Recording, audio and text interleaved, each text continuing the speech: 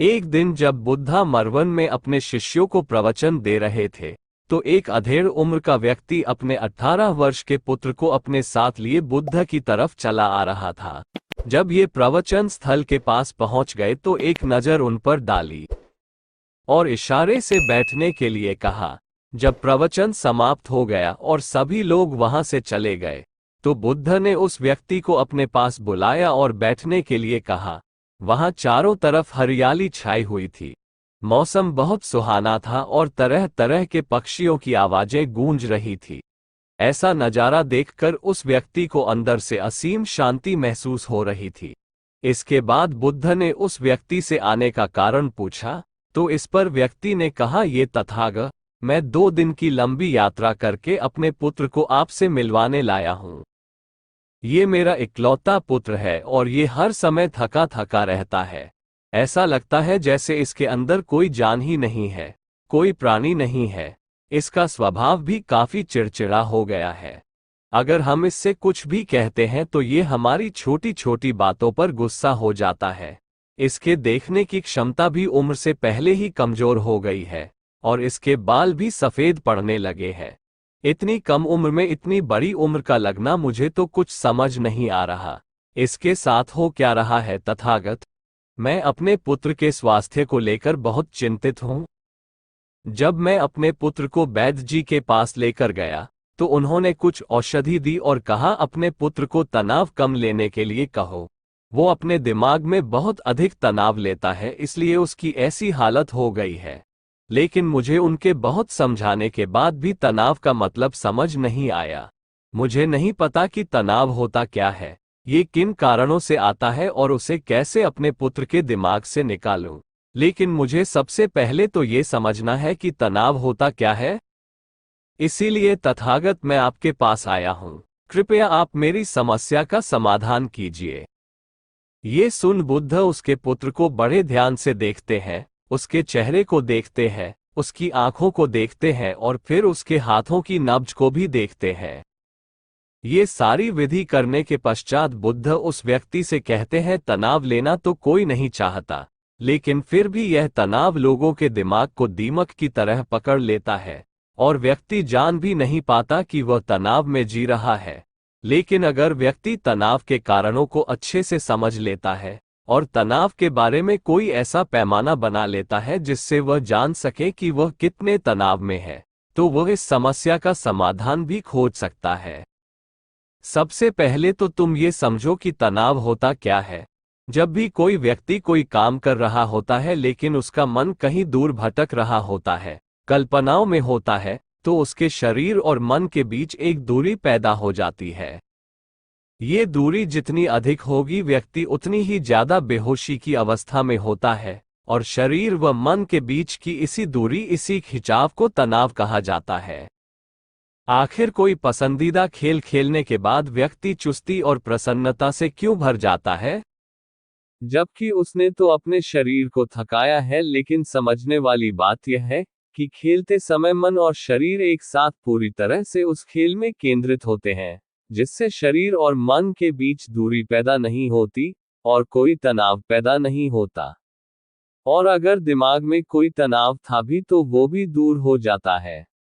लेकिन इसके विपरीत, जब हम कोई ऐसा काम करते हैं जो हमें पसंद नहीं है, तो हमारा ससुर तो उस काम को कर रहा होता है, लेकिन हमारा मन कहीं दूर कल्पनाओं में भटक रहा होता है, जिससे शरीर और मन के बीच एक दूरी पैदा हो गई और तनाव ने जन्म ले लिया। इसीलिए व्यक्ति को एक समय पर सिर्फ एक ही काम करना चाहिए और अपने तन और मन की सारी शक्ति उसी एक काम पर लगा देनी चाहिए, जिससे व्यक्ति के अंदर तनाव पैदा ही ना हो। इसके बाद बुद्ध ने कहा, तनाव पैदा होने के मुख्य 8 कारण होते हैं और जिसने इन कारणों को समझ लिया वो जीवन भर तनाव मुक्त रह सकता है। मुख्य कारणों में सबसे पहला कारण है अति महत्वाकांक्षी होना।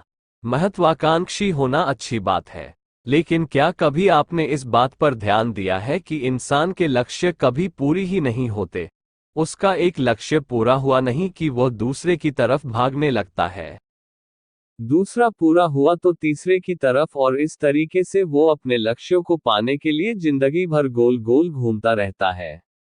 इसीलिए जो व्यक्ति अति महत्वाकांक्षी होता है, जिसने बड़े बड़े लक्ष्य बनाए होते हैं, वह वर्तमान में कभी रह ही नहीं पाता।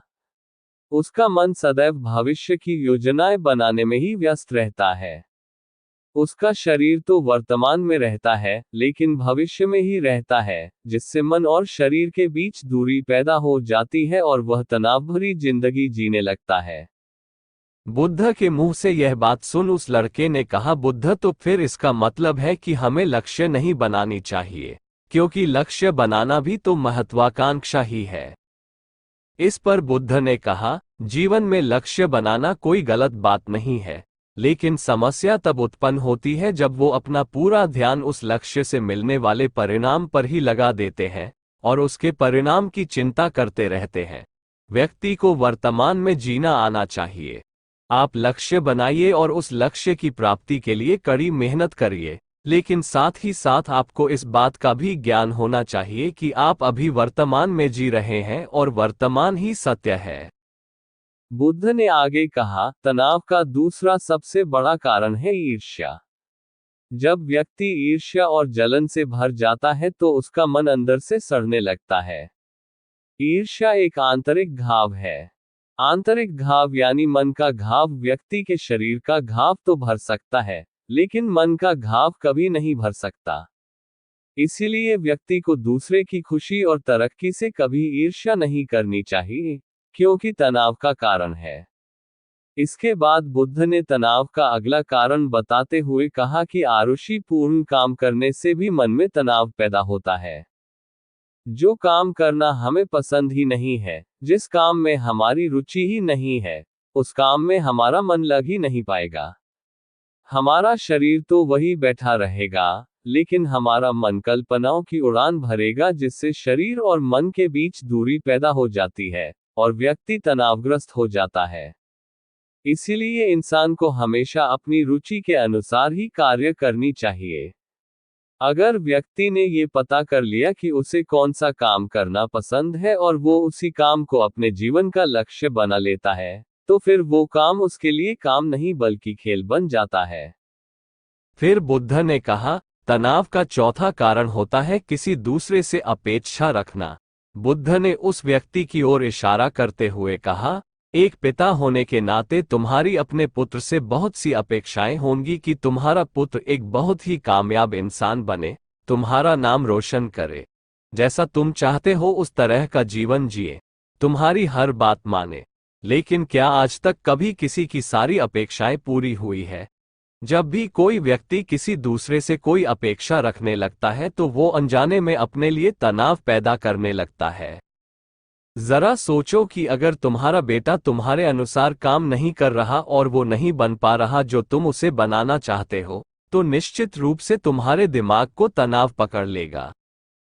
तुम तनाव से भरा जीवन जीना शुरू कर दोगे और इस तनाव के बस में आकर तुम ऐसा व्यवहार करोगे, ऐसी बातें करोगे कि तुम्हारा अपने पुत्र के साथ संबंध और भी खराब होता चला जाएगा। इसीलिए व्यक्ति को जितना हो सके उतनी कम अपेक्षाएं दूसरों से रखनी चाहिए, और अगर पूरी तरह से तनाव मुक्त रहना है तो दूसरों से अपेक्षा रखना ही बंद कर दो। इसके बाद बुद्ध ने कहा कि शारीरिक कष्ट भी इंसान के तनाव का एक कारण होता है। जब व्यक्ति किसी शारीरिक पीड़ा से गुजर रहा होता है तो उसका पूरा ध्यान बस अपने उस शारीरिक दर्द पर होता है और वो पूरे दिन बस उसी के बारे में सोचता रहता है, जिससे उसका मन दुख के विचारों से भर जाता है और ऐसी स्थिति में व्यक्ति तनावग्रस्त रहने लगता है। ये सुन उस व्यक्ति ने कहा कि हे बुद्ध, शारीरिक दुख तो किसी भी व्यक्ति को हो सकता है, तो फिर क्या हुआ? व्यक्ति जीवन भर तनाव में ही जिएगा? इसका जवाब देते हुए बुद्ध ने कहा कि इंसान को ये बात समझनी चाहिए कि हमारा जीवन दुखों का आधार है।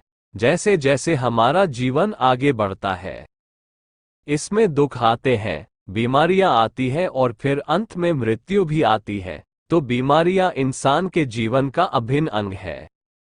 कोई इनसे बच नहीं सकता। बस किसी किसी के जीवन में ये समय से पहले आ जाती है तो किसी के बाद में पर आती सबको है।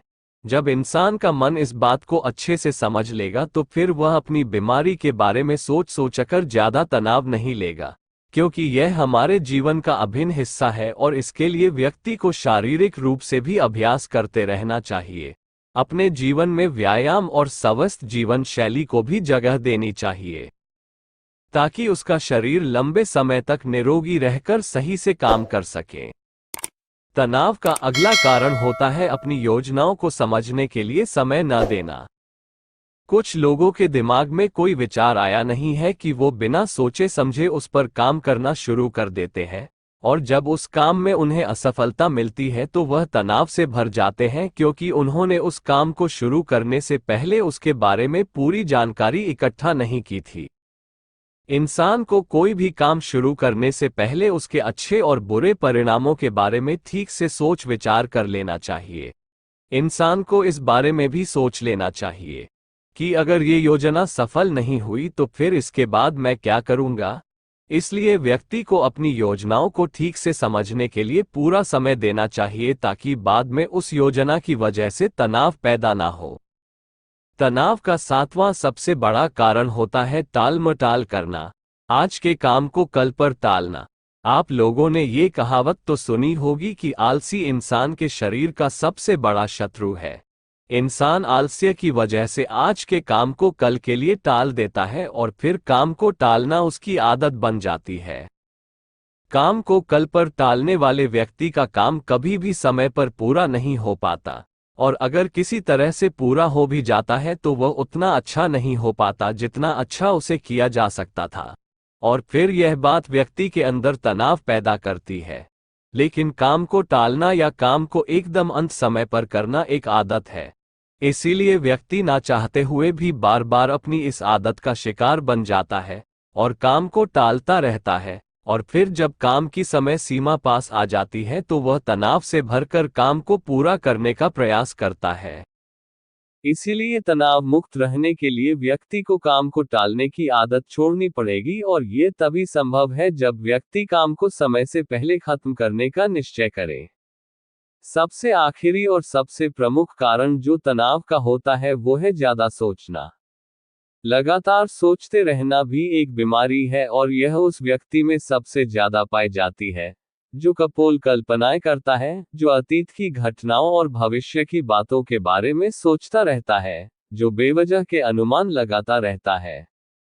इसीलिए व्यक्ति को ज्यादा सोचने की आदत पर लगाम लगाना चाहिए। इसके लिए जितना हो सके खुद को काम में व्यस्त रखना चाहिए और हर दिन ध्यान का अभ्यास करने को अपने जीवन का हिस्सा बना लेना चाहिए। बुद्ध के मुंह से यह सारी बातें सुनकर उस व्यक्ति ने हाथ जोड़कर कहा, बुद्ध, मेरा पुत्र तो अभी मात्र 18 वर्ष का ही है और इसमें अभी इतनी समझ भी नहीं है कि यह आपकी बताई सारी बातों का एक साथ पालन कर सके। आप कृपया करके तनाव मुक्त रहने का कोई आसान सा तरीका बता दें जिससे मेरा बेटा उसका अनुसरण भी कर सके और तनाव मुक्त भी रह सके। उस व्यक्ति की यह प्रार्थना सुन बुद्धि ने कुछ सोचते हुए जवाब दिया, अगर तुम इतनी सारी बातों का पालन नहीं कर सकते तो इसके लिए एक बहुत ही आसान विधि है। तुम एक बार मैं एक काम को करने पर ध्यान लगाकर काम कर रहे हो, उस समय पर सिर्फ उसी काम को करो, सिर्फ उस पर ही अपना पूरा ध्यान लगाओ, और अगर तुम्हारा मन इधर उधर भटक जाता है तो जैसे ही तुम्हें याद आए उसे वापस फिर उसी काम में लगा दो। ये सबसे आसान और अच्छा तरीका है तनाव मुक्त रहने का। जब तुम भोजन करो तो उस समय सिर्फ भोजन ही करो, उसके पूरे स्वाद का आनंद लो, उसी अनुभव करो। जब चलो तो अपना पूरा ध्यान सिर्फ चलने लगा दो। इससे तुम्हारा मन और तुम्हारा शरीर दोनों एक जगह पर केंद्रित रहेंगे। दोनों के बीच दूरी पैदा नहीं होगी, जो कि तनाव का मुख्य कारण होती है। दोस्तों, आज की युवा पीढ़ी एक ही समय पर दो दो तीन तीन काम करने के आदी हो चुकी है, जैसे फोन पर बात करते हुए गाड़ी चलाना, खाना खाते हुए टीवी देखना, ये फोन चलाना, और फिर इनकी शिकायत रहती है कि मैं तनाव में जी रहा हूं, मेरा मन शांत नहीं रहता है, मैं चिड़चिड़ा सा हो गया हूं।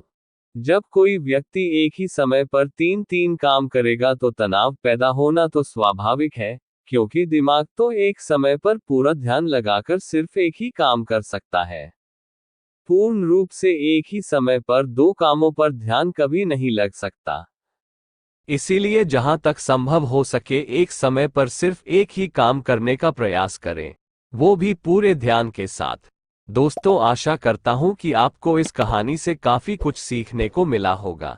तो कहानी अच्छी लगी तो लाइक और चैनल को सब्सक्राइब करना ना भूलें।